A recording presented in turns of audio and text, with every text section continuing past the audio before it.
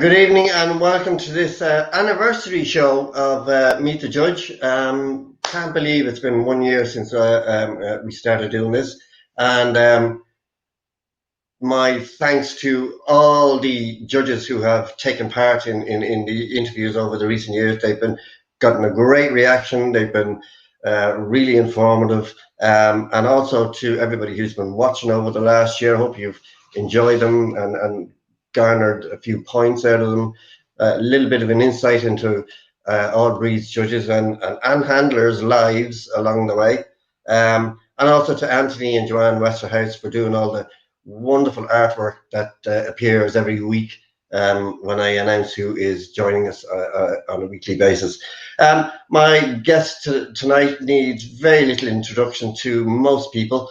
Jochen H. Eberhardt from Germany, all breeds judge, very sought after worldwide, has judged in many countries, a legato specialist. Legatos are now his passion, and we'll dig into that a little later on in the conversation.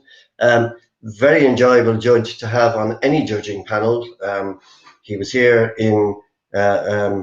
at the last show actually held in Ireland, which was Dublin Dog Show Centenary Show.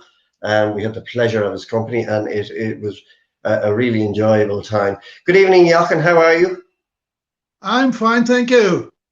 You know, And happy to talk to dog people. yes, it is. Yeah, it's nice to see people now and then. Before we start off officially with your interview, what is the situation now regarding COVID-19 in Germany?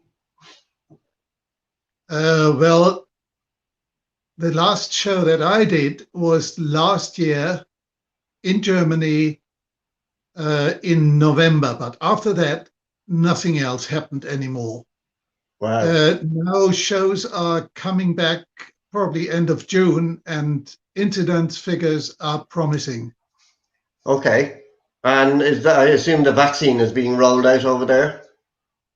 Yeah, true. The vaccination ratio, the percentage is about almost up to 40 for the first injection, and something like 25% have 2 injections, mostly BioNTech.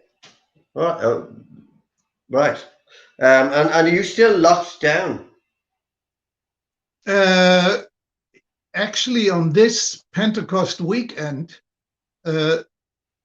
outside cafes and restaurants are open again in most places. Okay. The seaside addresses are heavily booked because everybody wants to go away. You know, all the campsites are full.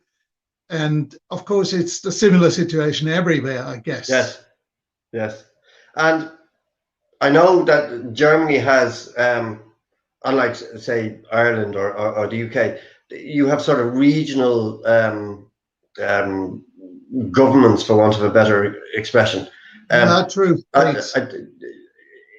Are things different in each region of Germany, or has Angela brought everybody back in line?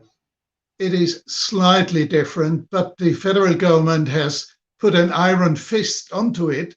So Okay. if incidence figures exceed a certain number, everything is locked down again. But Mm. fortunately, that does not seem to happen. Okay. Okay. And do you reckon you will have dog shows this year? Pardon? Do you think you will have dog shows this year? Yeah, I think so. End of June, Chemnitz is on schedule. Mm. Also, this is in a hall and has not much outside area.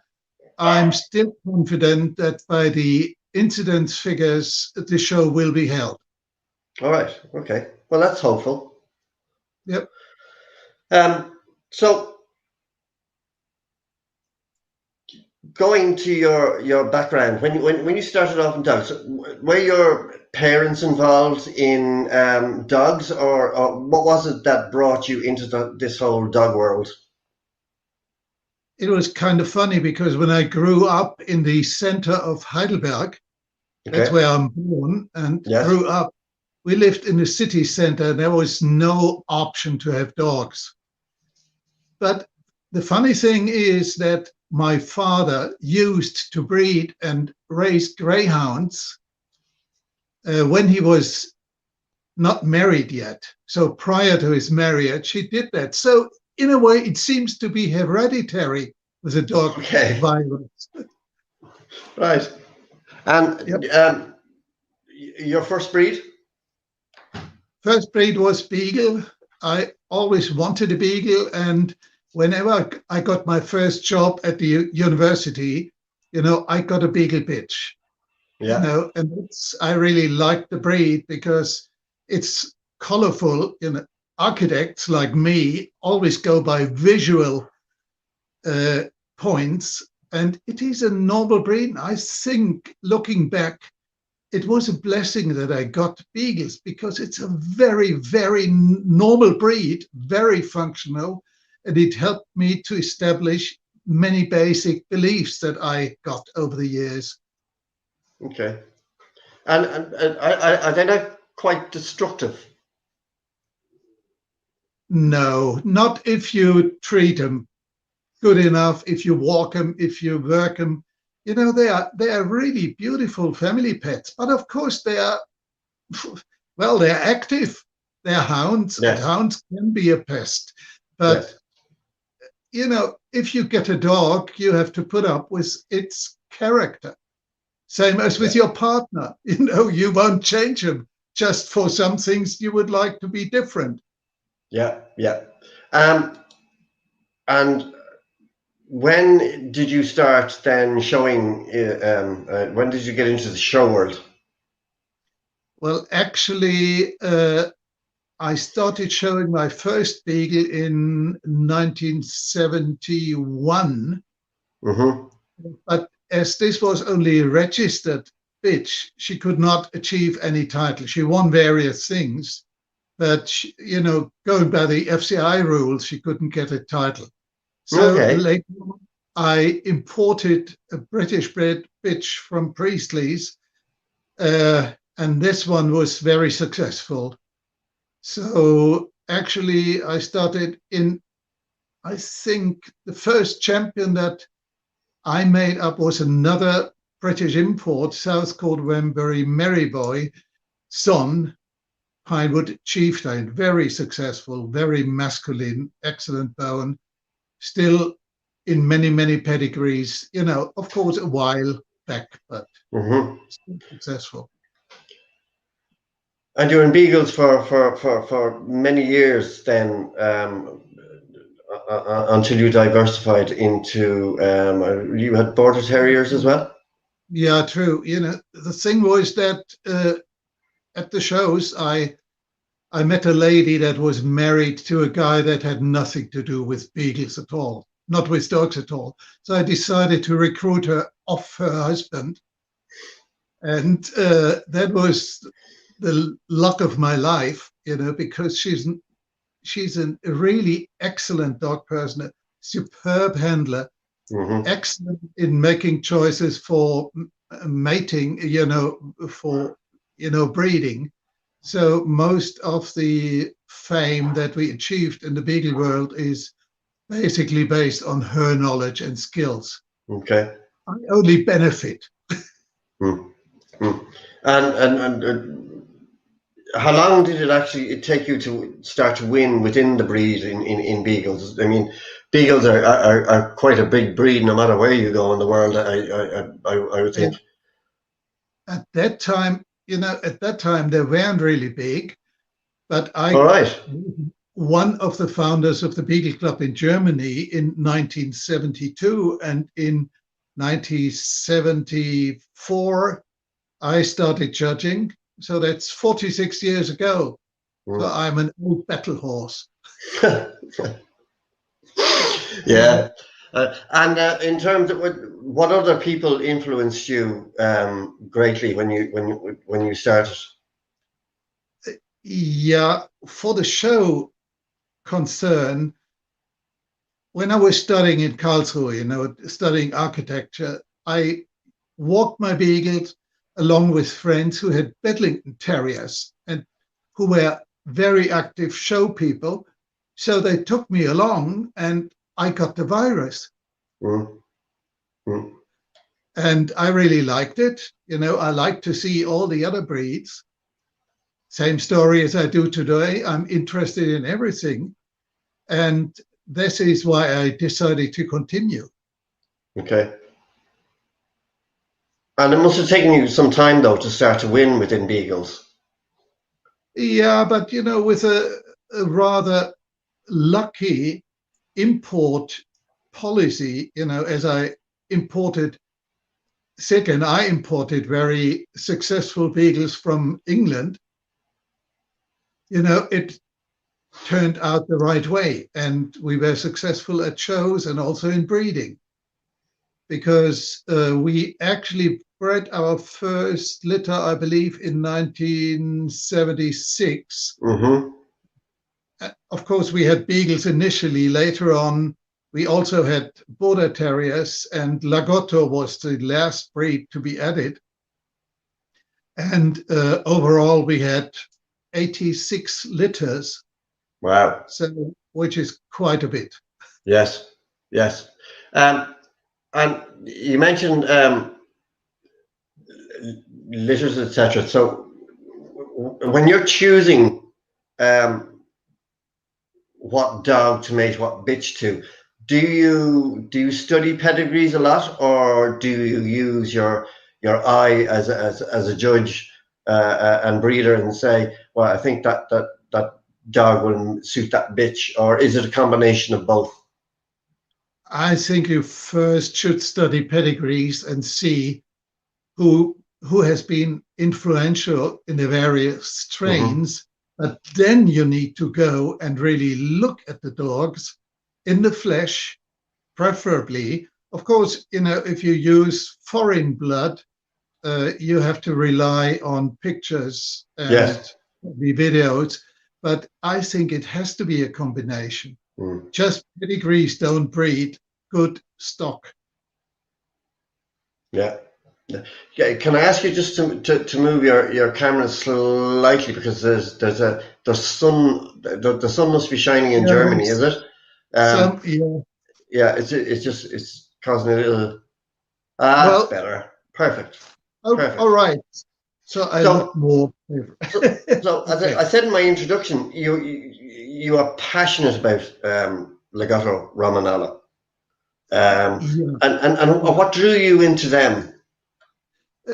That was also a kind of after effect of our beagle passion because we we used to show a lot in Europe, and our sole competitor at shows that was winning, either he was winning or we were winning, was Paolo Dondina from Yes, Italy. yes, the And famous Paolo. Yeah. yeah, true. And one day, my wife, who had had a poodle when she was a kid, once said to Paolo, if you ever come across a nice Lagotto, we would like to have one. And of course, Italian speed. It Yes. took him 4 years to call one evening. One evening he called and said, "I have a litter." And it was funny because there were seven bitch puppies and one male, and everybody wanted to have that male because it was a very good combination of an excellent mother strain and a working male. Yeah. So Oh, yeah. Peter Green from the US wanted the dog, and I talked to Paolo and said, "Make up your mind. If we have him, he will be shown and will be used." And so finally, we ended up with our male, Lucignolo del Pesco. And that really started it all. This is Bruno, Lucignolo. He's brown, So this is him. Yeah, and that's him, exactly. And that's when he was a puppy. And he won the world winner title under Luis Pito Teixeira in Poznan in a very strong champion class of 13 champions. So, and tell me, what made him so special? I think with a breed, the breed actually is a retriever breed. Yes. They're water retrievers, and they love to work. They're very friendly.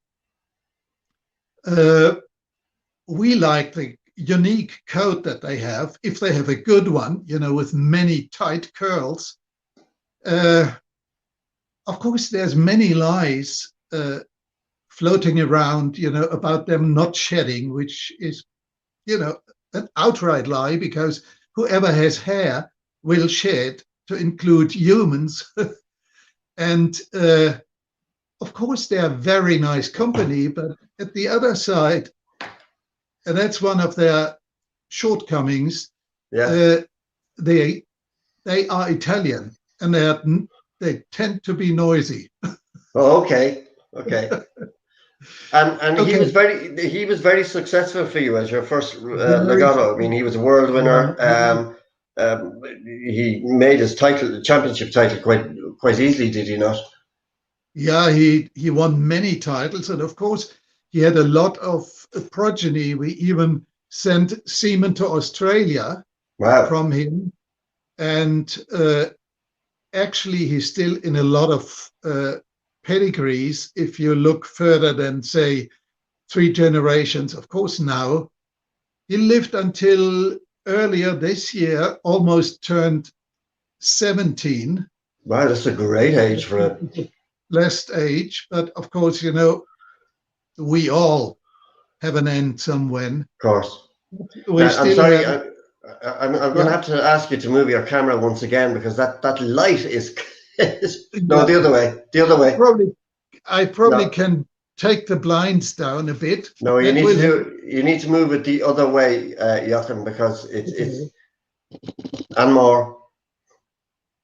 Let me take the blinds down a little bit. I think, yes.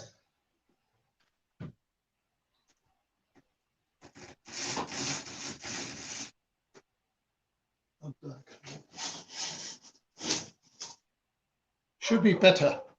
All right. That is now perfect. All right. So now, talk to me about this guy. This is same fella. This is same boy. Yeah, exactly. That is the escutcheon of our Lagotto image. That's what we really want to see. That's what I want to see in every dog that I look at.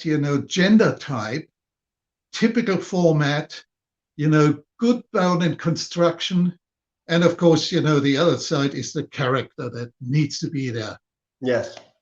And in terms of conformation, I mean, as far as Legatos, their heads are quite specific.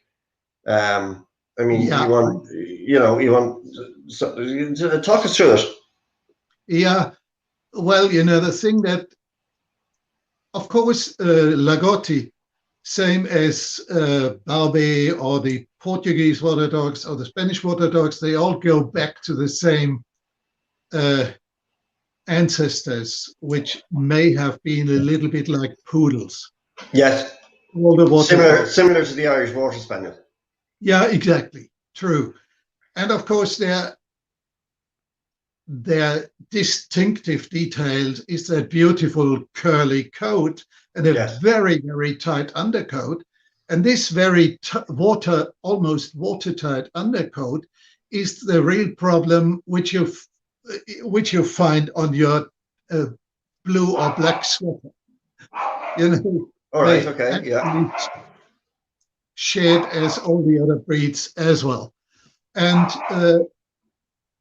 I really think that the breed is very nice for people, but of course you have to do maintenance. You have American Cockers, Yes. so the anatomy may be perfect, but if the coat is lousy and ill maintained, the dog doesn't look that good. And I have seen, because you were good enough to send me your presentation that you use on Lagottos when you're doing seminars, and you go on in your seminar quite a lot about squares. The fact that between the front end and the rear end, it should be square. Yeah, it should be square. Of course, you allow a little longer loin in bitches. Yes. Which is normal, but basically they have to be square and they have to be firm. That's the other thing. Nowadays, I see many Lagotti which look like a kind of sofa breed, but they are not. They are countryside breed, a working breed, and they should not look like a poodle. Unfortunately, professional grooming salons don't know how to prepare a Lagotto properly. For example, you never blow dry a Lagotto. You leave them wet and you take them outside and you walk them dry. Okay, yes. The coat quality must really, if you touch it, it must feel almost like an older lamb's wool sweater, Yes. a little rough on the surface. But nowadays, many Lagotti that you see in the ring, are soft like a poodle or something, which is wrong. But that is difficult for judges as well, because not every judge has the privilege of having 6 or 7 champions on the sofa next to him. Yes, yes, and you need a length of leg. So yeah, of course. Yes, of course, it has to be leggy. Of course, that's concealed a little bit by the lots of coat that they also have on the legs, but it has to be airy rather than husky. Okay. And would you want them slightly higher than they are long? Higher than what? Would you want their length would you want their height slightly more than their length? No, of course they still need to be square, but that's the same with a beagle, by the way. I think there's very few breeds that are like an upright rectangle, like a Basenji, for example. But they should be not overly leggy. Okay. Just balanced. And talk to us about their character. And I mean, I know, I know from photographs, etc., that you, I don't know if you still do, but your Lagotti you did work. Well, of course, the situation. Of course, Lagotto is expected to go and find truffles. Yes. Of course. Funny enough. So you must be very rich now. In Germany, legally, you may look for truffles, you may find them, but you're not allowed to take them out. Okay. It's illegal. All right. It is a legal matter. Of course, people do it different. Yes. But truffles only grow in certain geological conditions. Up here where we live, it is not favorable for truffles. Right. And of course, at the other hand, you have to like truffles. That's I true. mean, yeah, I think they're really intense in flavor, a little bit like garlic, and too much is too much for my taste. Mm, okay. But So that's all we as I say, do. it is important for them to still keep the function that they were bred for. Yeah, Um, true. Of course, they still have very intense smell. They're very, very sensitive. For example, last week, I went out in the morning to do my normal walk with our youngest Lagotto on the leash. And when we go out that door, we pass by our cars that are parked in the carport. So the Lagotto suddenly stood still and looked at the car of my wife. And I said, there must be something wrong. So yeah. my wife opened up the the hood, and there was a marten sitting on it. So it was, Oh, that's brilliant. yeah, it was not really pleasant, but of course, No, yeah, no. but they still keep that very intense sensitivity in Mm, smelling whatever's around. mm. You also make comparisons in your presentation between the proportions, i.e., of well, not the proportions, but the similarities between the beagle and the legato in your presentation, in terms of proportions. Uh, True, but that of course will lead us into the weak points in the wording of the British Beagle standard. Okay. Because if you look at the Beagle standard, it says the same distance from the withers to the elbow and elbow to ground, which is difficult because if beagles have too deep brisket, they are suddenly, if you keep that ratio, they are suddenly on short legs, which is Yes. wrong for a hound. Yes. Yes. But without, no, we won't get into British standards because this is true of a lot of British No, standards. please Like not. the Yorkshire Terrier standard that says nose not too long and not too short. Hello, what does that mean? But you also mentioned Rene Spo Williams, who you reckon was one of the absolute doyens of the breed. Pardon, I didn't get that. Um, Okay, that is, yeah, yeah, that of course, that photo is interesting because it actually, the lady in the middle is Renée Sporovillis from Sweden. It was yes, her who introduced the Lagotto into Sweden. It is a very, very popular breed in Sweden. They have about, I think, 600, 700 registrations per year. hmm.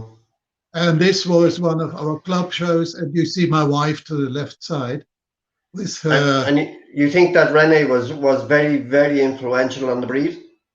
Yeah, very much. And of course, she is a journalist, and she Yes, always was instrumental. She was like the communication person for the Swedish Kennel Club, and she actually started, I think, with some low-legged terriers. I don't recall hmm. exactly this time, but then she found a Lagotto and she introduced them too. And by the way, to go back into your meet the judge, uh, Arne Voss had a Lagotto many years ago. Yes, yes. So it is and I think that's that kind of Scandinavian connection Mm. because there's so many Lagotti in Sweden. So he got one Um, in Norway as well. and you had border terriers as well. Were border Yes. terriers successful for you, or were they just a? No, they were quite successful. We bought an almost grown, almost adult bitch. And, that's another case where my wife really was very talented in picking the right connection. We had 4 litters, and in maximum we had 4 border terriers, Mm-hmm. and in the last litter we kept a bitch, which was extensively shown and was the most successful terrier in that year in Wow. Germany. That's So, a huge achievement. so we thought that was quite successful, but Mm. the problem with terriers is you've got to keep trimming them. Yeah. Yes. If you talk to people who trim a lot, that ruins your hands. It is very, very stressful for the hand of the trimmers. Yes. Tell me about it. Yeah, true. Yeah. And now you mentioned trimming, and you said already that Lagotto can be over presented. True. It Yeah, is of course. it is a fashion that has crept in, and this is also true of. I mean, I remember seeing in the UK an Irish Water Spaniel on a table, and the handler was trimming it to within an inch of its life, and I said, "What are you doing to that poor Water Spaniel? They're not supposed to be trimmed." And he said, "Well, it's a dog show. What do you do? Where do you go with that? I mean, they're not Yeah, supposed to be."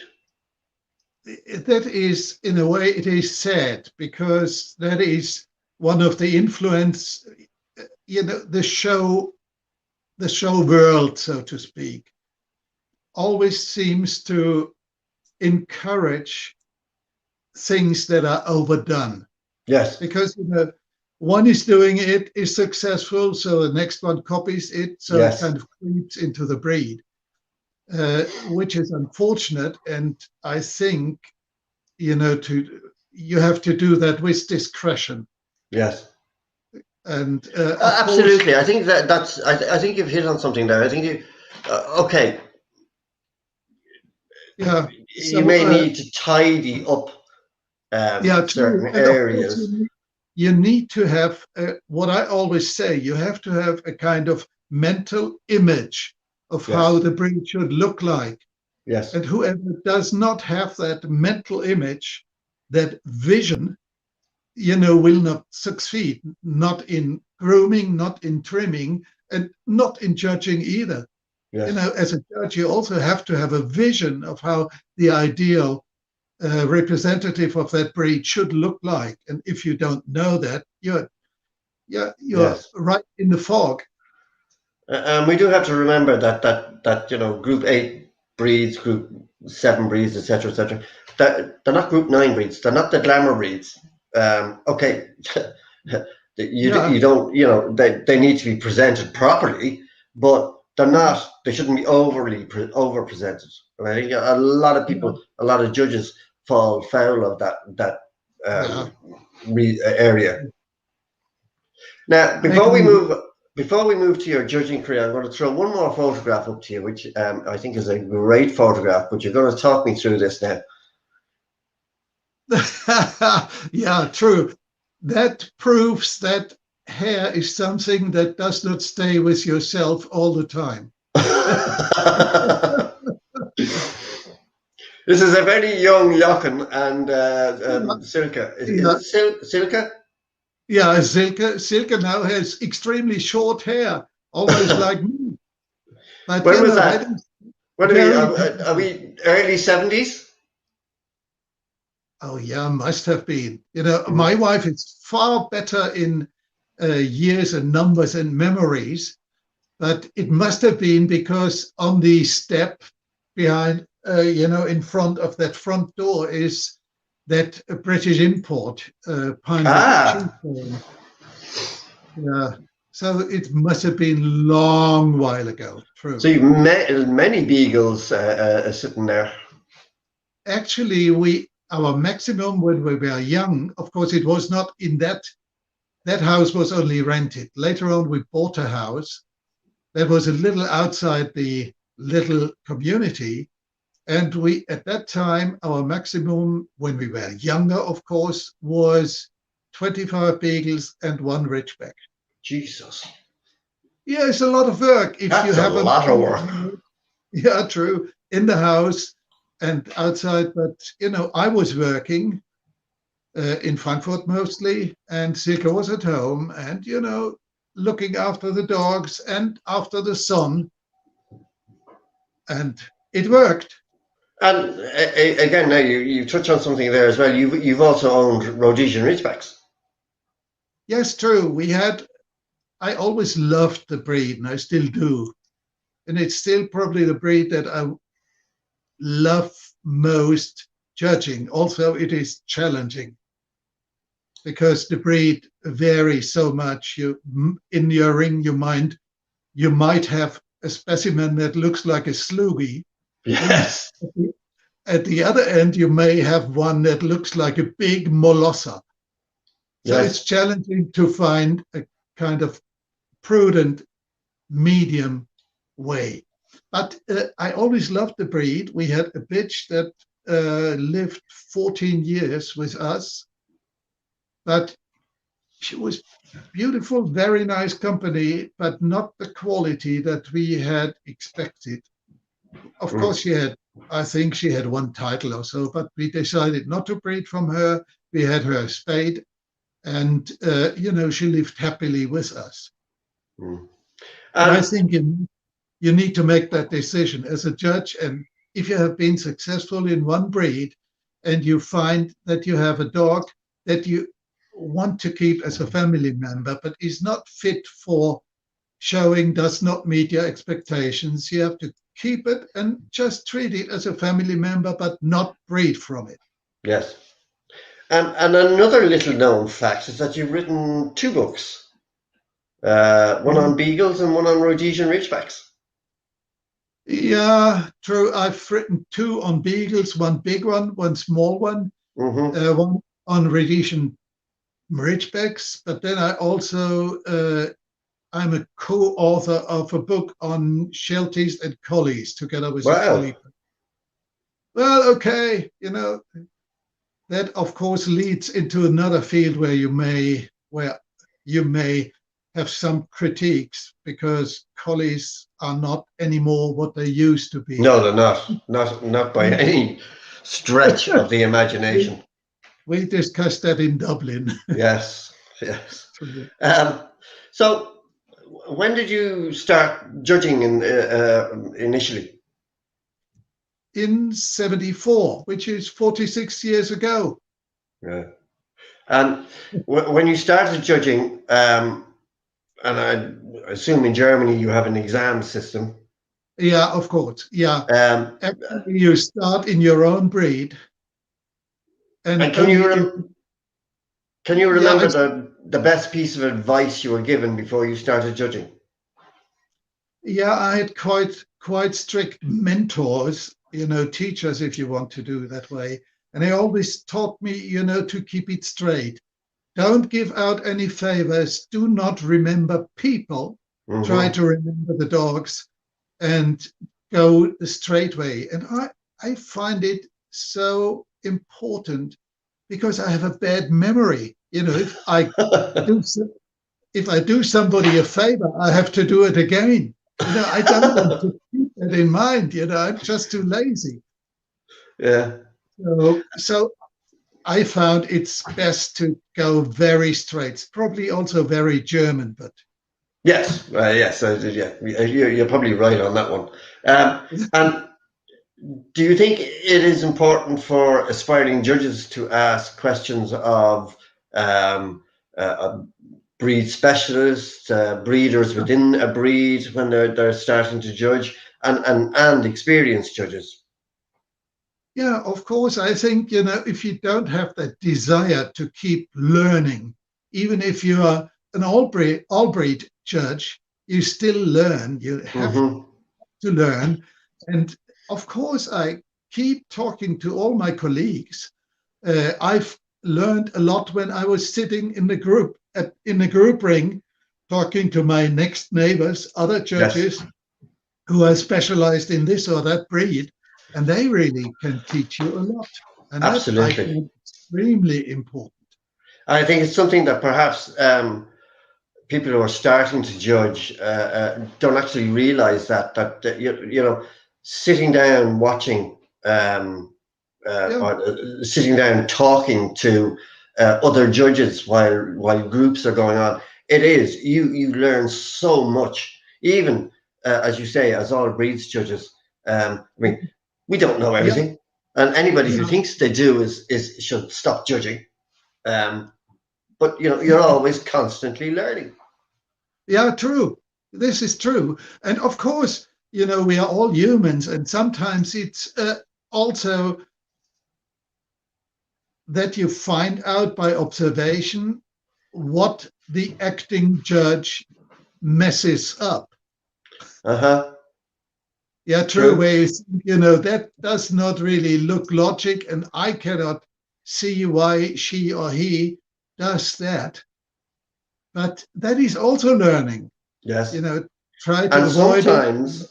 sometimes also you learn why you perhaps have messed up Yeah, when true. you're judging a particular Uh, breed, and I- you think, oh, I did a wonderful job, and then somebody says, somebody a specialist will say, well, you know, and you learn, oh, okay. yeah, true. I I won't, admit that I make mistakes every time that I'm judging, and we I'm all always, do. yeah, true. And always when I'm traveling back from a show, I think about it. What should I have done differently? Hmm. One thing, for example, what I keep teaching my student judges, that if you pick dogs and you place them 1, 2, 3, 4, the four should resemble each other in a way that it Yes, it looks logic. as much as possible. Yes. Yeah, true. Of course, you don't Yeah, have it perfectly every yeah, time. it But, depends on your you know, numbers, but yes, you're quite right. That is a very good point actually you make. That you know, when you turn around when you're doing your CAC, um, particularly in bigger breeds, bit numerically larger breeds, you should see a type, yeah, what the and judge wants. that is Yeah, very true. true. That's what every judge wants. Yeah, true. Yeah, I think that's very important. And that is nowadays, unfortunately, uh, the education of upcoming judges is not that strict anymore and not that extensive anymore. In our old times, it was a requirement that you had been a successful breeder and exhibitor of your homebred dogs. Yes, This is now softened, and very often you find people that want to make a career of yes, what kind ever. yes, yeah. Unfortunate, but this is change. Times are Times changing. are changing, yes, but we Yeah, haven't hit that particular area yet. It is still a requirement here to be a breeder and exhibitor before you can start judging. Whether it's a tier to 100% is another question, but it is still a requirement. But you're right, things are starting to soften, and we need to be just perhaps slightly careful on that note. When did you achieve all breed status? I think it's now been 25 years ago. Wow. Well, it took me 21 years to get Yeah, there. yeah, So I think I had time enough to learn, yeah, and I've enjoyed it ever since. Of course, every judge has areas where he's not too excited about. Some do not like toys, others do not like toileted breeds, yeah, others don't like molosses yeah, or guarding dogs. But, I think that's also makes you more tolerant in your everyday behavior in the world with other humans, because you see the diversity and you see that every animal has good points and bad points. And the same is true with humans. yeah, yeah, very true, very true.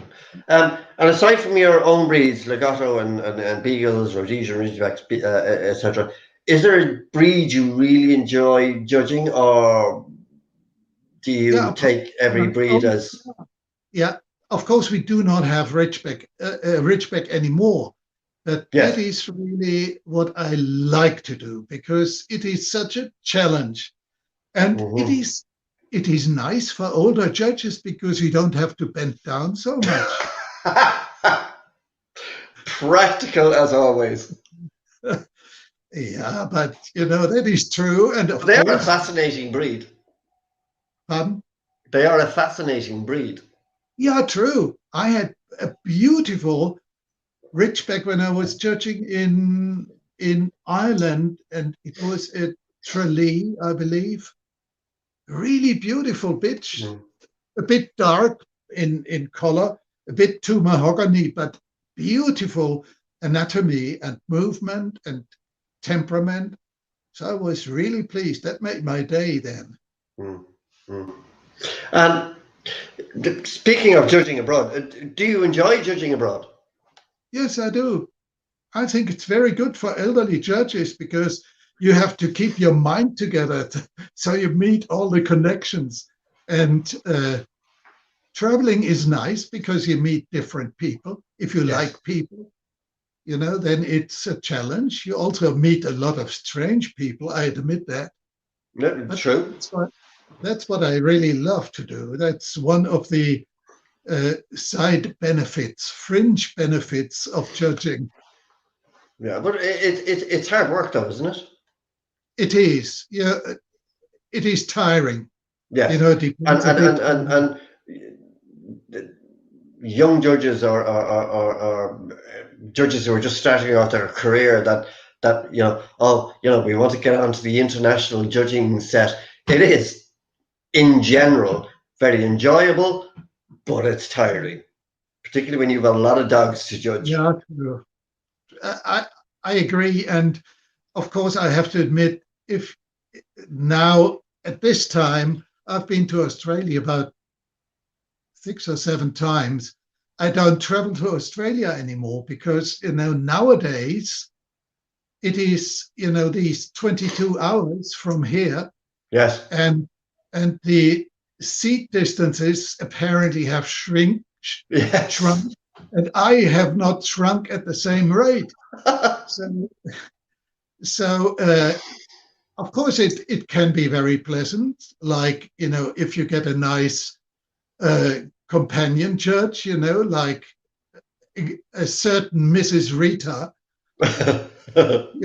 it is pleasant to if you have people that you really like, Yes. but it can be too tiring. And nowadays, even to travel to America for judging, I really think about it So again. do you choose now? Are you a little more choosy? Yeah, true, true. Mm. Yeah, I am. Yeah, also, to travel to Asia is not much shorter, but it is True. so different in culture, and that was also interesting. Of course, Yeah. here on the continent, the Russians are having so many shows, and they constantly want you to come and judge. So depends on which end of that huge country. Yes. It can be a challenge. Yes. Yes. Um, is there a fault that really irritates you? Yeah, yeah, I think temperament. Temperament in a dog, when big dogs back off when you approach Yes. them. I hate that. And of course, I admit that I also don't like wrong temperament in exhibitors. Yeah. Yeah. Yeah, Yeah. some That can be a really, bigger problem. yes, some really pushy ones, which I really hate. Mm. But okay, we have to be neutral. And of course, if you have the right kind of authority in the ring, people will read your behavior and try to behave. Mm. And in your judging career, has there been a particular dog that you've judged that in your opinion, has been as close to perfect as you to the standard as possible, or just one that gave you really the wow factor? Yeah, there's one dog that I really admired. Must have been many years ago, and I would have to research into it. It was a German short-haired pointer bred in Czechia. It was a Schwarzschimmel, Hmm. black round. I think his name was Lord Tergi, and I think the breeder is not alive anymore, nor is the dog. But that was so perfect, Mm. bone, angulations, movement, beautiful temperament, excellent gender type. So, that is something that I, as an architect, who has that basic belief that form follows function, Yes, really appreciates. yes. That was Lord Tergi was a beautiful dog. And I mean, in that particular breed, they have got to be stunning to be really Yeah, yeah, spectacular, true. because there's nowhere to hide. Yeah, it's a nice Um, breed. Breed. and in terms of dogs that may have passed, is there a dog that you've never, or even present, is there a dog that you've seen that you've never judged that you'd love to have put your hands on? Yeah, I would have liked to meet Champion Dialin Gamble, a beagle, when he was still alive, bred by Marion Spaven in England. Mm. She's one of the breeders that I admire most. And this was a really very important stallion in the breed, but I never saw him in the flesh. So Okay. this is what I would have liked to meet. Mm. Mm. Just a question that's just popped up now on Facebook, from Frank McConnellow. Are there any countries now which you feel are leading the way in the quality of dogs that they're producing? Yeah, what? If they're good or bad or what? And yeah, do you think there's any country? Do you think there's a country that is producing um, really quality dogs across, in terms of their breeding programs, Yeah, etc.? there's no doubt. Of course, you know, with Ireland and Germany not being extremely large countries, if we look at Russia, Yeah, that is undoubtedly, one of the best producers. I think it's based on two reasons. One reason is they breed a lot of dogs. I yes, think currently they are registering at about 700,000 purebred dogs per year. yeah, So if there's a lot of milk, there's a lot of cream. absolutely, and unrestricted. Well, they are I think they are rather liberal. They are not really strongly regulated by their Yes, governing body. But there are some breeds, where if you want, for example, if you want a beautiful miniature schnauzer, there's no way but going to Russia. yes, yes, You enter the ring, you judge miniature schnauzers, and then you have probably 40 that you would like to take with you. yeah, It is beautiful. That is one reason, is the numbers. The yeah, other reason is that Russians have always had that uh, basic reason that they say, if I want to do something well, I need to invest by using the best. yeah, So they are not shy to spend immense amount of money on breeding stock. And of course, they're clever breeders, and that in connection with these extremely large numbers leads to a very solid fat layer of excellent dogs yeah. in many, many, many breeds. You're quite right. You are quite right. Yeah. Um, you mentioned them earlier. The irate exhibitors. How do you deal with them? Pardon? Irate exhibitors, people who don't agree with what you've done. How do you deal with them? Well, of course, you have that once again. Normally, what I say to them, and that has worked very well, I always say, I suggest next time you go to a better church. Okay. Yeah, fair point. Yeah. Yeah. And in terms of judging, etc., this new fashion that has started to creep in, particularly in parts of Europe, of double handling Dobermans and double handling Rottweilers, etc., even double handling boxers, which I've seen on occasion. Where do you stand on that? If I judge these breeds, there will be no double handling at all. Yeah. I'm, probably being a German, and having less humor than others. Nobody could say that of you. Yeah, yeah. But I tell the organizers up front and says no double handling with me. Yeah. And it was so funny. I was judging in Jakarta, in Indonesia, and a different judge that you already have interviewed before was doing the same breeds that I had to do in the afternoon. It was Dobermans and Rottweilers. And I was hell had broken loose in that ring, and my colleague didn't mind. Of course, I had already told the organizer, let them know that I won't tolerate it. Yes. I found out the worst offender, by observing what they did. So I called this guy into the ring and put him on a chair next to me and said, you don't get up before I tell you.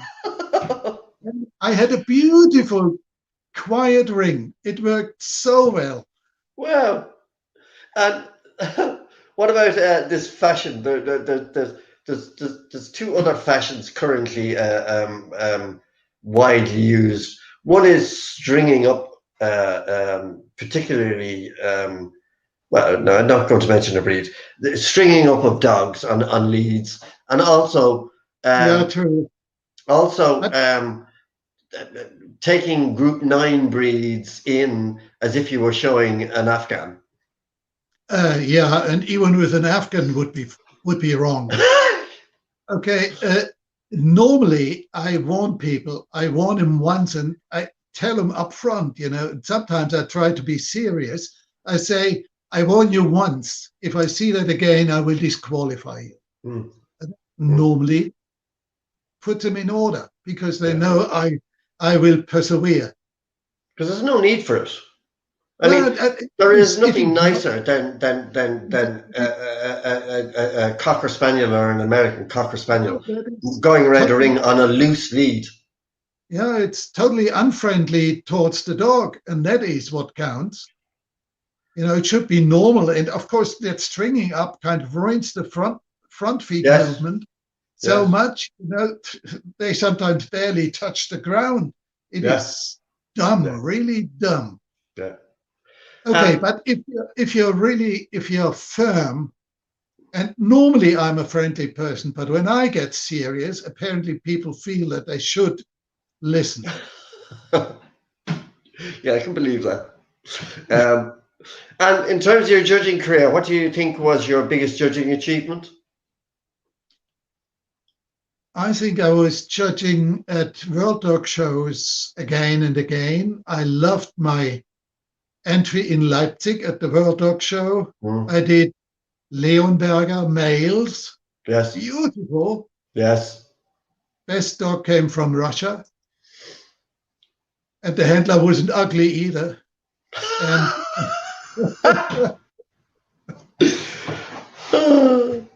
I remember seeing you do that. That was a big entry of Leonbergers. Yeah, beautiful. I only did that one breed because I was doing moderation together with my. It was a great show, Leipzig. Yeah, I liked it. I think it went well. They did it very well. They did it very well. It was very well organized. The halls were superb, and accessible. I thought they did a great job that year. Critiquing. Do you enjoy critiquing? Do you see a value in them? Yes, I think it's very important.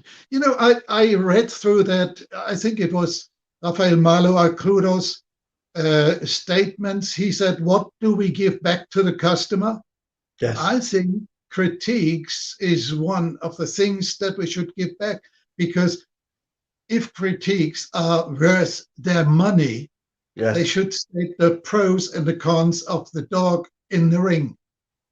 And so I think it is very important that student judges are good in expression, very differentiated, what they see. Unfortunately, I do not see much progress in the much younger generation. Okay. Because I think many of the colleagues seem to believe that they get away with, nice head moved well, Yes. and there it goes. And that is not. Then people, probably the judges, shouldn't get their daily allowance if they produce critiques like that.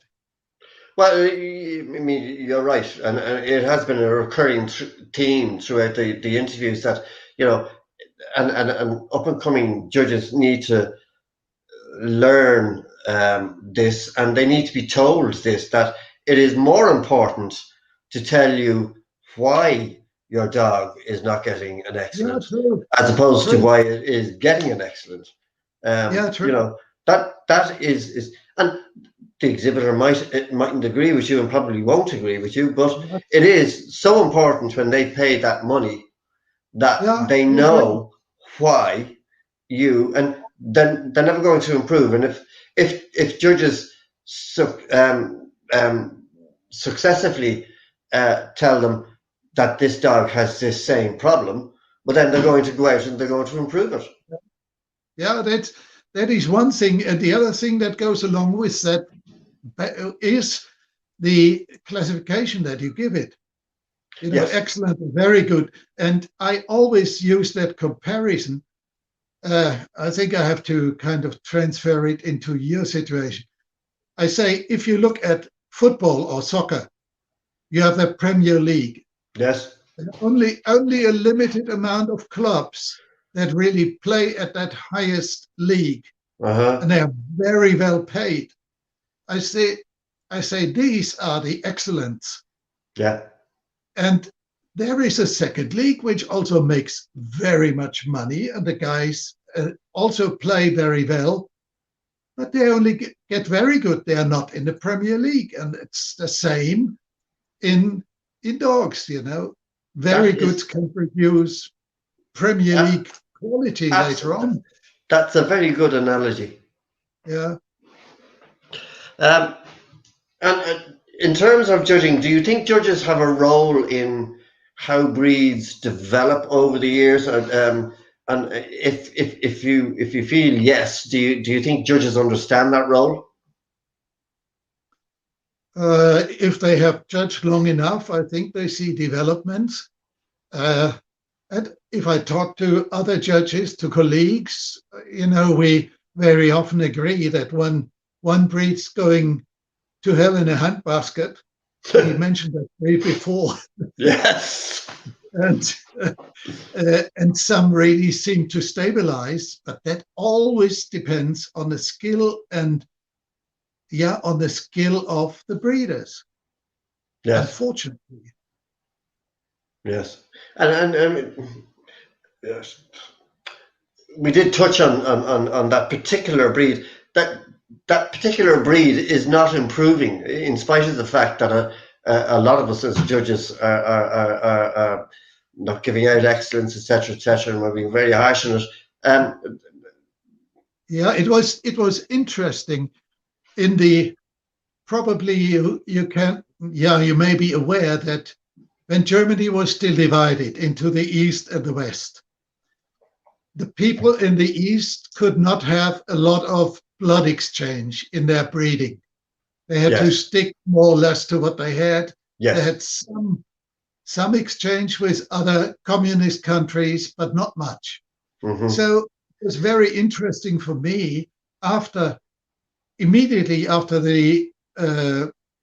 after we got together again, the West and the East got united, I was judging that breed in the East, and I could clearly tell which ones were bred in the East and which Really? one came from the West. Very apparent, and the Easterners were far better. Wow. Probably not so elegant, not so refined, but real herding dogs with good temperament and excellent movement.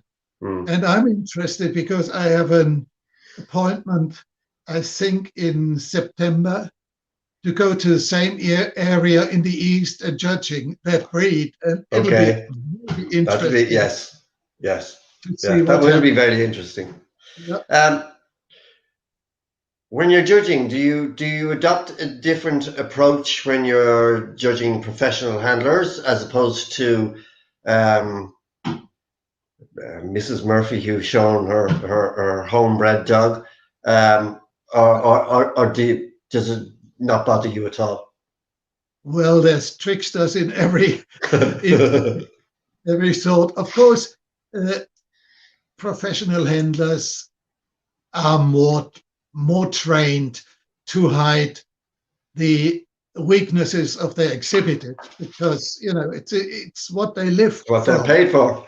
You need to concentrate, but if you keep your straight line, Yeah. I think the professional handlers will respect you, and they will avoid you if they don't have the appropriate material to show under you. And Yes. of course, I'm more patient with beginners in a show ring, and you can always try to encourage them and say, relax, this. I keep saying, this is a dog show, it's not a war. Yeah. That is true too. Now you're very involved in. I mean, you do judges education. You've been involved in the breeding aspect of the German Kennel Club, etc., etc. How important is it for you to give something back to the sport that you enjoy so much? And do you think people understand that, or do you think enough people want to do that? I think most people are not aware of what you do. For example, I'm one of the founders of the Beagle Club in Germany, and I'm one of the founders of that Lagotto Club I'm working for. And since 1974, I have been on a committee almost all the time, this or that club, and I enjoy it, and I like to kind of share my experience with these clubs. But things will be different if you look around internationally. There's not enough younger people joining the breed clubs anymore, trying to work for no money. Yes. And I think it's also the whole world has become more fluid with the social media. Yeah. And in the old times, if you had a question, you would ask a renowned breeder. Nowadays, they put their bloody question into the Facebook and they get about 13,000 wrong answers. You're so right. Yeah, It is so true. Yeah, true. How do we combat that, though? Pardon? How do we deal with that? Well, I comment once what I think is right, and then I don't care anymore, about the reactions. I talk to my wife and I say, look at that idiot again. But apart from that, there's not much you can do. There's always a certain bottom amount of idiots. Yes. Unfortunately, I have very little hope that they will improve. By the way, they ask their questions. That's very worrying, though. Yeah, true. Well, you are getting older as well, and oh yes, absolutely. it is a fact. And the average age of committees in this country is on the higher side these days, which is worrying.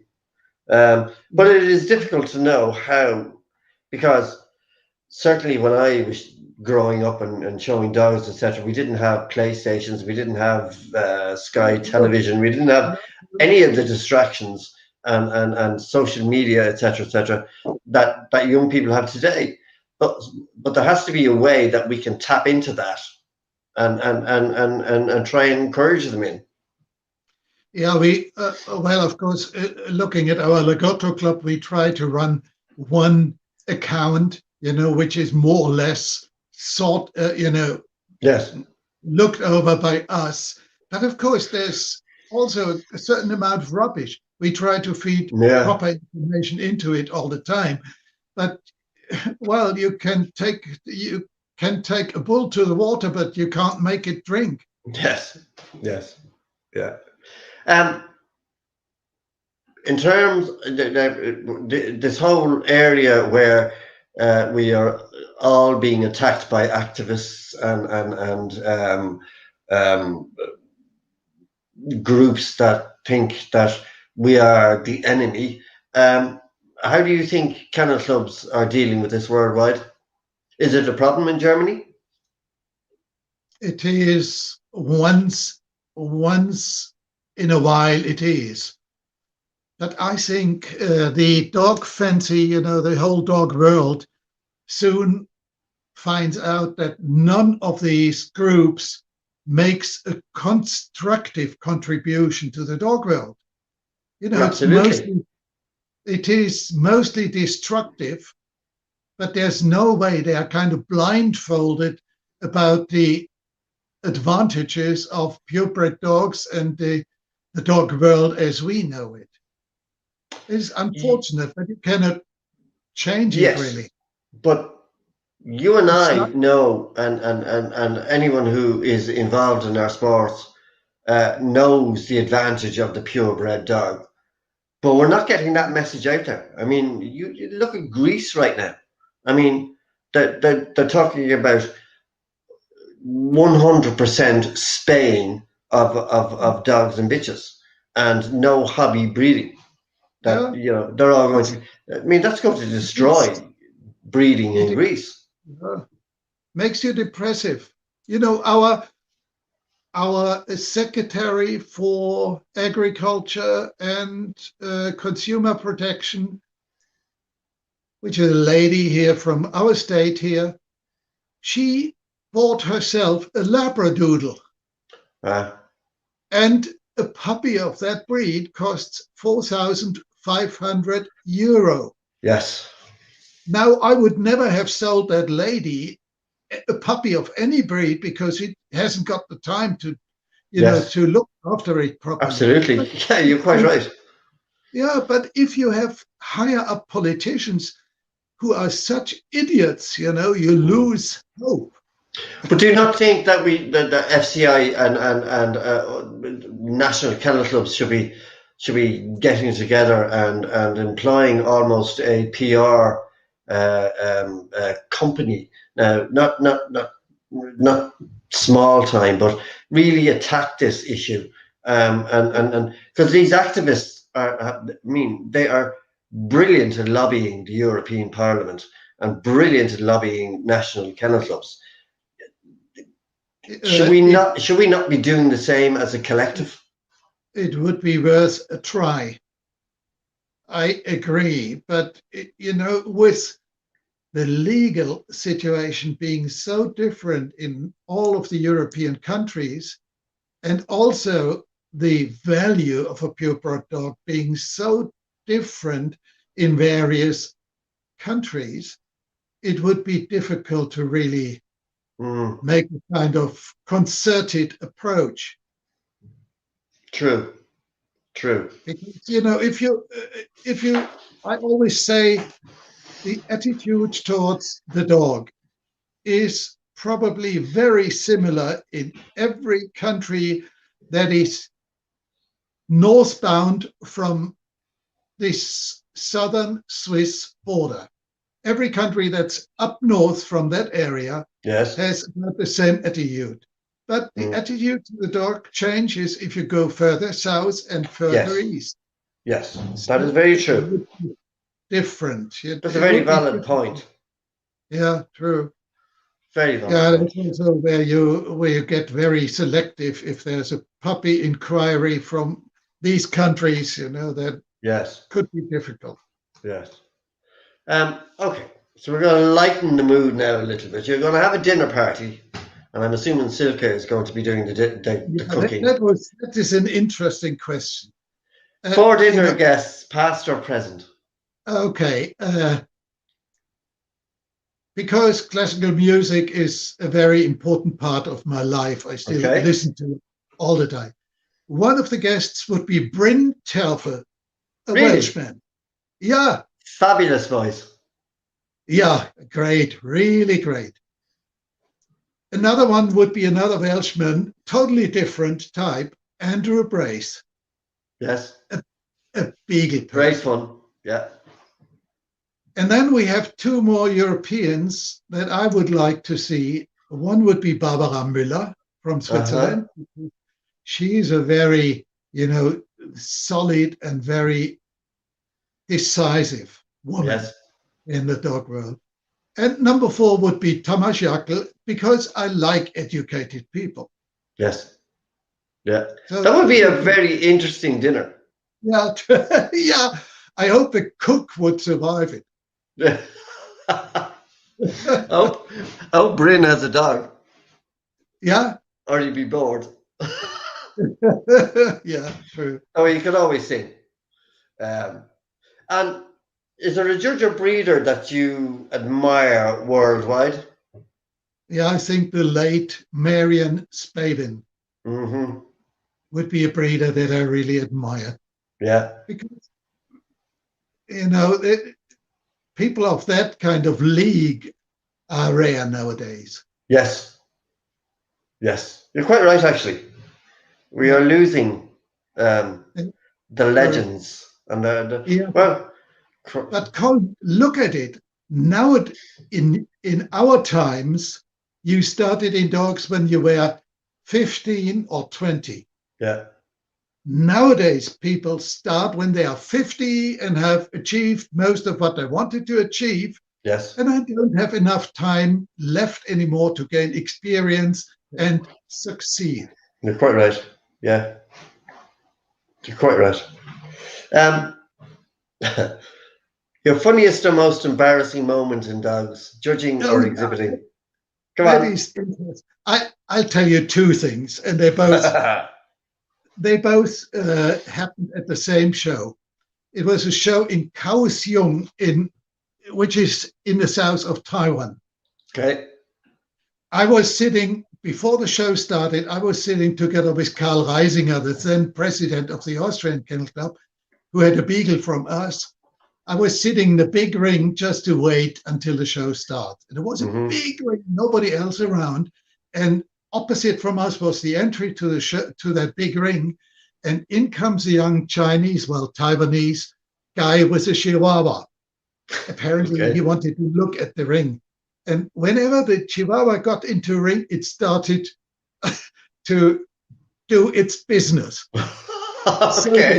So the young Chinese looked at us, the 2 big, tall Europeans, and tried to kind of prevent it somehow. And so next to it was a garbage can. So he tried to pick up the Chihuahua and over the garbage can, but it was too late because the dog had already dropped it. So he was somehow lost. And finally, he bent down and took it by his hand and put it in the garbage can. So Karl Reisinger, sitting next to me on the right-hand side, said, "What does that tell you? Never give an exhibitor a hand." That was one thing that I thought was really great. The other thing was, at the same show, I had only one Tibetan Mastiff on my slate, Dookie. in comes a very tall, apparently Tibetan man in Tibetan costume, dress. Yes. Really beautiful animal, and moved and everything. And of course, I always had that Chinese translator next to me. So, but when I looked into the mouth of that donkey, that was terrible. There was so much tartar. Really terrible. So I couldn't really hold my breath. So I said to that interpreter, I said, please tell the gentleman that he should look after the teeth of that animal because it really needs urgent cleaning. So the translator turned around and translated it to that Tibetan man, and the Tibetan man understood it and nodded friendly and smiled. And then I saw the teeth of that man. They were mahogany in color. So I was kind of shocked. Yeah. Later on, I was told that he's from chewing some beetle or whatever they used to eat. But that was terrible for me. Somebody might be offended. But the Mastiff was a beautiful one, not like these terrible Chinese lions that they show nowadays. Yes, they're a breed that are being made different. Yeah, true. What's your guilty pleasure? Oh, yeah, I really can't wait. The guilty pleasure is my wife does not like that show, but I like to see 2.5 Men. Okay, yeah. I thought the humor is funny. I like it in a way. It is really destructive and disrespectful, but I think it's very entertaining. It's very un-German. Yeah. Very incorrect. Yes. And if you could write your epitaph finally, Jochen, what would it be? That would be easy. It would say, here lies a man that loved dogs and people in that order. Do you know, I love that. That is so good. Okay. Jochen, it's been an absolute pleasure, as I knew it would be, talking to you this evening. You've been great fun. You've been very informative.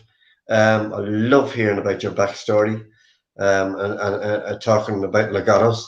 I hope you and Silke stay well. And hopefully we will see each other somewhere soon, if not here, in another country, somewhere far afield. Just remains for me to thank everybody for watching tonight. As I say, it's been our first anniversary show. I can't believe it's been a year.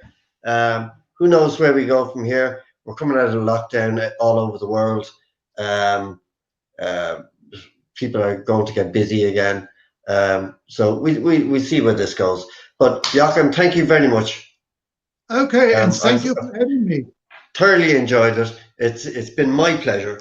And as I say, stay safe and be well. And love to everybody in Germany. Okay. And good night. Yeah, good night and have a good week.